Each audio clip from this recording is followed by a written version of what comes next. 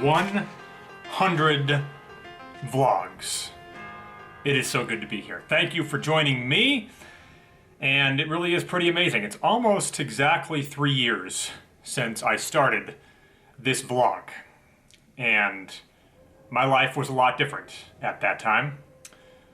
Certainly some of the best and most challenging moments of my life have come between the times of starting this vlog and now. Some of those moments I still am not prepared yet to talk about. But it is cool to be here, and on this vlog I wanted to look back at some of the more fun moments from the first 99 vlogs. Obviously can't get into moments from all of them, but a number of them we can show. And certainly I learned a lot in terms of what you guys really want out of these vlogs. So definitely there was a change, maybe about halfway through. Some mistakes that I probably made, some things I shouldn't have done, some techniques really when it comes to vlogging that I learned. Someone asked me what my favorite vlog was, and that's tough. But I'll say this, the most fun I ever had editing a vlog was the first couple of minutes of vlog 21. And judging by the amount of views it got, most of you didn't see it. Though a lot of people did comment on those first couple of minutes in the comments, saying that they appreciated it. So I really appreciated that. So that's probably what I would say to that. Vlogging has definitely made me feel, at least, that I've improved my game. You know, it's allowed me to really think through hands more than I used to. You know, when you have to remember every detail, write out exactly how the hands unfolded so you can accurately relay them to your viewers, it helps you as a poker player. And while my results in 2020 wouldn't lead you to believe that I'm a better player than I once was, I feel that I am. Problem is, when you play poker, the games get worse every year. Sometimes it's not noticeable. Sometimes there may be a slight uptick from one year to the other. Not always just a complete downward spiral, but in a general sense, the games get worse every year because your opponents get better and the worse opponents stop playing, and it just makes logical sense. We will have some hands coming up for you that I've played recently at the peppermill, including one that's really interesting that I think a lot of you might have some thoughts on. But first, let's go ahead and jump back and take a look at some of the moments that stood out in the first 99 vlogs.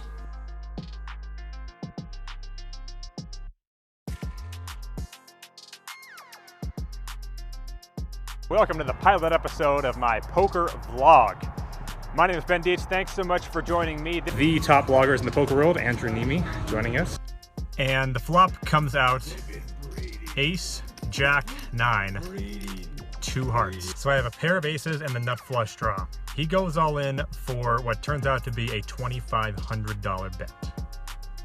$2,500 into a pot of 150. And truth is, I didn't even think about it very long. Unfortunately for me, he does have me beat. He turns over the ace 9 for top and bottom pair. So I can hit a king, I can hit a jack, I can hit any heart. But I then go ahead and see 2 bricks. Who turns over, I'm not kidding you, 8-3 of diamonds. The octo crab. When it comes to telling it like it is in poker, and no one really articulates the reality of cash game poker better than our guest, the one and only Abe Lyman. Hey. Joining us. Happy to point out that I have indeed been given the weekend anchor job at Colo 8. Well, it's pretty clear that here in Wisconsin, if you're going to find a casino, it's going to be of the tribal variety. Now that's the case here at Oneida Casino in Green Bay.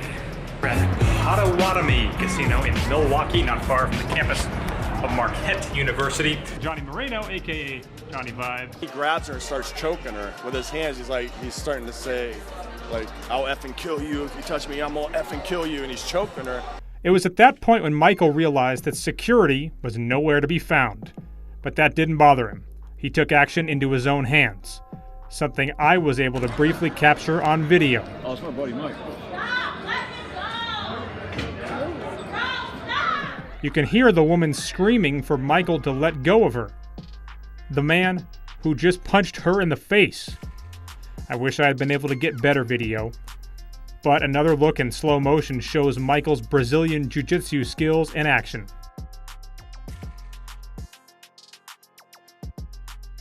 Talking Stick Resort in Phoenix, about 2 hours into a 3 to 500 game. All right, I'm on full tilt. I've been shut out 0 for 3 in one day. Can't get in and do a shoot at Hoover Dam. Lose 600 playing poker, and my Golden Knights get beat at home by the Nashville Predators. I'm ready to punch something. Lake Tahoe, that's where I am right now, as you can see. And Tahoe in the winter is always interesting. What's it been like for you around here while working at Tacoma? How you liking it so far? It's been very good. I'm enjoying it a lot, learning a lot, becoming an expert now on breaking news. Yeah, you making any money around here? No, how do you make more? How do I make more money around here?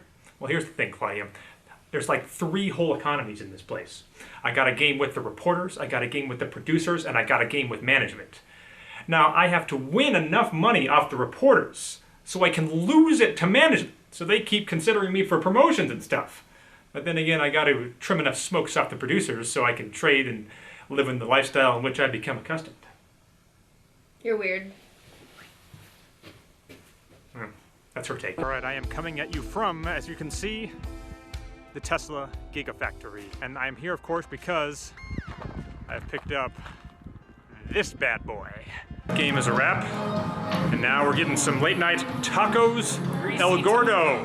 Brain, Cesso's beef brain. Yep, get a video of that. You probably already know him. Chicago Joe Ingram, Chad Holloway, and Jamie Kerstetter. Checking in from the top of Rattlesnake Mountain with my boy Reno Grinder.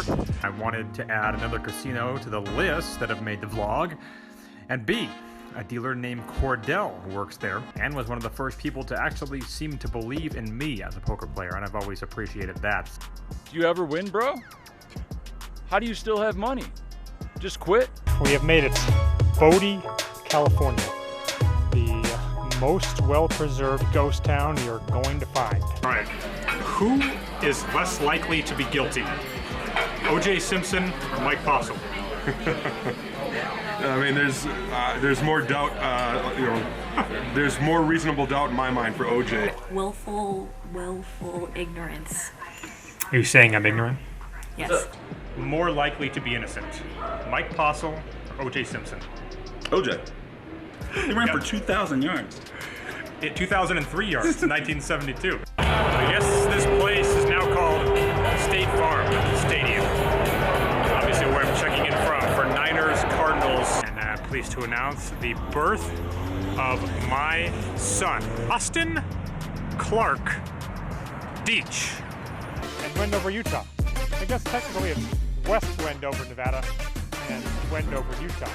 We got a bunch of casinos here, and one of them is the Peppermill, the Neon Museum, the Neon Boatyard. Had the chance to tour it and see some of the signs, and very cool to see. I'm covering for Channel 8 the Vegas to Reno. It's actually closer to the Beatty to Dayton, but that doesn't sound as cool. But that casino then denied him slot play comps, and I decided to tell the viewers of this vlog about it. Because screw the cheater. He's a moron. Skinny, who jumped into the game in Sacramento, stones live. And who would have guessed it? He just happened to be playing against a guy who seemed to know exactly what he had. Aaron is considering here with his also jack. He has the same hand as Nat. Bomb pot hand here. And Nat is not being a nit, Andrew Sousa. He is coming along here with his jack. Maybe this is one of the times he should have been Nat the nit. And Aaron is raising. Hell of a read by Skinny. Whoa, okay. Didn't see that coming. Great raise. This is going to work. It should work. This is going to work. How can anybody call him? There's no way they could.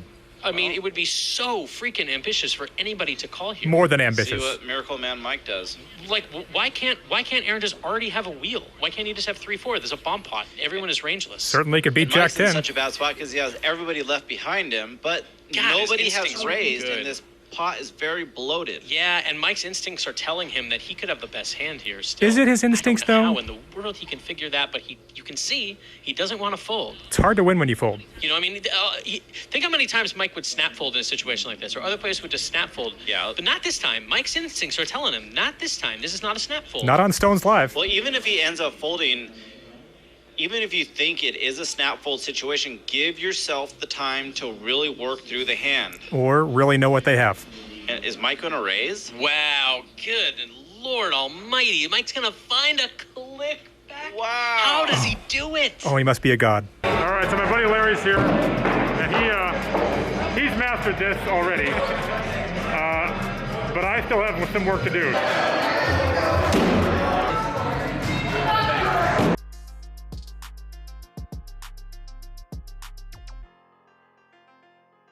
All right, a fun look back at some of the more fun moments from the first 99 vlogs. I'm a big Jay-Z fan, and I kept wanting to find a way to work a reference in there saying I got 99 vlogs and a bitch ain't one, but I'm just not funny enough to do that. All right, so the recent hands played at the peppermill, it's very important for you to factor in one of the early hands and how it was played when you look at the last hand and how it was played. Let's go there now. So per usual, I show up at the peppermill at about 2 o'clock on a Friday afternoon, and I immediately pick up 9-10 of spades under the gun and decide to play it, so I raised 20. Both +1 and +3 make the call, so with 65 in, the flop comes king of spades, 10 of hearts, 8 of diamonds, and I bet 30. +1 folds, but +3 makes the call, so with 125 in, the turn comes the 9 of hearts, giving me 2 pair. I bet 75, and he thinks for a minute and makes the call. So with 275 in, the river is the queen of clubs. Certainly not ideal, but I'm still going to make a value bet here with 2 pair. I bet 85, and he makes the fold. Next hand comes when we get a limp under the gun. Under the gun +1 makes it 20 and +2 calls. And I have ace queen in the hijack, and I figure this is an ideal squeeze spot. I make it 100. Under the gun puts in 20, not realizing it's 100, and ultimately decides to forfeit the hand. +1 makes the call, and +2 folds. So with 245 in, it comes queen 9-6 with 2 diamonds. Top pair, top kicker. +1, then donk leads for 100. I thought about raising here, but I thought that would end up with him folding a lot of his hands that I beat, and of course calling with a lot of hands that beat me, or have a real good chance to. So I just make the call, and with 445 in, the turn's the 7 of hearts, and he fires another $100. Once again, operating under that same thought process, I call. So with 645 in, the river is the 10 of clubs, and now he fires 250. Now I know this opponent well, and he definitely is capable of turning hands into bluffs. I wasn't, however, sure if he was capable of playing a hand with a 7 in it from early position for $100. Ultimately, I came to the conclusion that he wasn't. So I decided to make this call here. And we had an $1,145 pot, and he shows pocket jacks. Oddly enough, that is kind of what I thought was going on here. I've proven I don't always get reads like this right, but in this case it was pretty good to see that I got one spot on. And I will say, this is a hand you should remember for later in this vlog. Then we get a limp, and I have 2 red aces in the low jack, and I make it 25. The hijack calls, and the limper calls. So with 80 in, it comes queen 6-7 with 2 spades. Gets checked to me, and I bet 50, which, as you can see, both guys call. So with 230 in, the turn is not a great card for me. I don't care what anybody says. The ace of spades. Generally speaking, either my hand has been beat or my action's been killed here. +2 checks, and I elect for a very small bet here so I can evaluate if I do get raised. I bet 70, which the hijack folds to. +2, though, calls. So with 370 in, I really need the river to be anything but a non-board pairing spade. But I don't get my wish.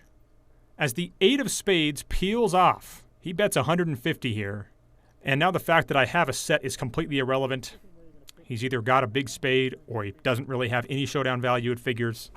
Ultimately, knowing the player, I decided to lay the hand down. Then after that, I ended up winning an interesting hand that I lost all the details to. But I did remember the fact that I ended up check-raise bluffing my way to win a 4-way pot, and at that point, things were certainly going well.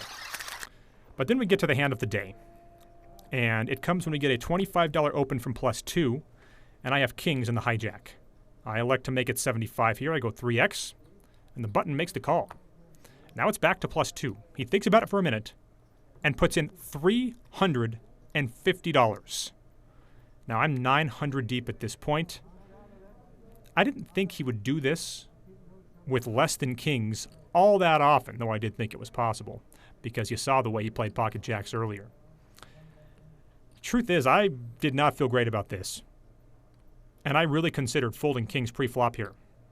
But ultimately, I decided, well, let me at least see this flop, and then I can evaluate it when he goes all in about what to do. So that is what I ultimately decided to do. And with 775 in, it comes deuce 3-5, all spades. And as you can see, I have the king of spades. As I expected, he bets my remaining $525. So I have pocket kings with the king high flush draw. I know he'll run it twice with me, as we're quite friendly. And you saw how he played jacks earlier. How many of you are either folding kings here or folding them pre-flop? I want to know. Want to do it twice? Ultimately, I put in the chips, and he turns over pocket aces with no spade. So, despite the fact I got the bad news, I at least have 4 chances to at least win half of this pot. But I brick all 4 cards and book a $1,000 loss. Ultimately, my third $1,000 loss in 6 sessions in 2021. All right, so obviously that hand really stung kings against aces, bricking all 4 cards that could have at least allowed me to chop that pot. Damn, I really wanted to lay those kings down pre-flop too. And I have laid down kings pre-flop a number of times, and I believe I've usually always been right. But looking at the way he played those jacks earlier, it just seemed tough to me. But I can certainly understand the argument for doing so. And I'm not here to trash my opponent's play. But making it 350 is an absolutely terrible play pre-flop. Because, as you saw, I basically had to make a crying call with kings. Like, I barely called with kings. That's the last thing you want to do when you got aces, is make it so kings will barely call you. You want to get action from queens and jacks and tens and ace king as well. And I'm not here to tell you guys how to play, but damn. All right, so that'll wrap it up for vlog number 100. I certainly know what to do for the next 100 vlogs more than I knew what to do for the first several vlogs I did. I kind of had this belief that, well, obviously the main point of these vlogs is going to be me playing poker, but I'll include some stuff with my job, I'll include some stuff with my life, and I quickly learned that nobody gave a shit. People want to see me play crazy hands, and that is all they want to see. And obviously that does not apply to all of you. It certainly does not apply to me. When I watch other guys' vlogs, I like to see what else is going on in their lives. So I appreciate those of you that feel the same way as me. But when I'm talking to the majority of you, I know what you want to see. It's crazy hands, so that is what I'm going to try and deliver.